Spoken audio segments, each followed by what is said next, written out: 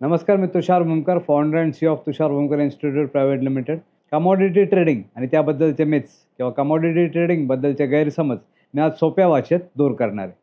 आपण या सिरीजमध्ये commodity trading step by step समजून घेणार आहे. त्यामुळे हा व्हिडिओ पूर्णपणे बघा.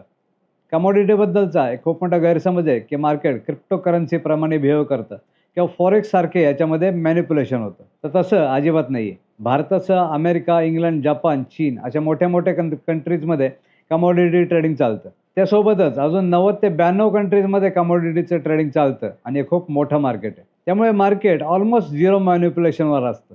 जसं भारतामध्ये सेबी ही स्टॉक मार्केटला कंट्रोल करणारी बॉडी आहे, तशीच बाकीच्या कंट्रीजचे सुद्धा त्यांच्या या मार्केटला कंट्रोल करणाऱ्या बॉडीज आहेत. दुसरं मी त्याच्यामध्ये असं आहे की कमॉडिटीमध्ये खूप जास्त रिस्क आहे, इथे खूप मोठा लॉस होतो. पण रिस्क आपण मॅनेज करतोच ना. मी स्वतःही रिस्क मॅनेज कशी करायची हे ट्रेनिंगमध्ये शिकवतो. रिस्क मॅनेजमेंट म्हणजे काय? जसं की आज रस्त्यावर भरपूर ॲक्सिडेंट होतात, म्हणून आपण गाडी चालवायचं थांबवतो का? नाही. तर आपण रिस्क कंट्रोल करतो, म्हणजे सीट बेल्ट लावतो, सिग्नल पाळतो, लेनची शिस्त पाळतो. त्याच्यामुळे आपलं ड्रायव्हिंग सुरक्षित होतं.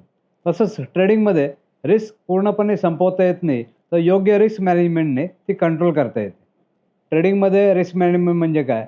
तर एका ट्रेडसाठी आपल्या भांडवलाला किती भाग वापरायचा, किती स्टॉप लॉस ठेवायचा आणि किती प्रॉफिटसाठी आपलं ट्रेड करायचं, स्टॉप लॉस उडाल्यानंतर त्यानंतर काय करायचं, हे सगळं कॅल्क्युलेशन. मित्रांनो, प्रोफेशनल ट्रेडर हे प्रॉफिट कमवण्यापेक्षा सगळ्यात आधी कॅपिटल प्रोटेक्शनवर फोकस करतात.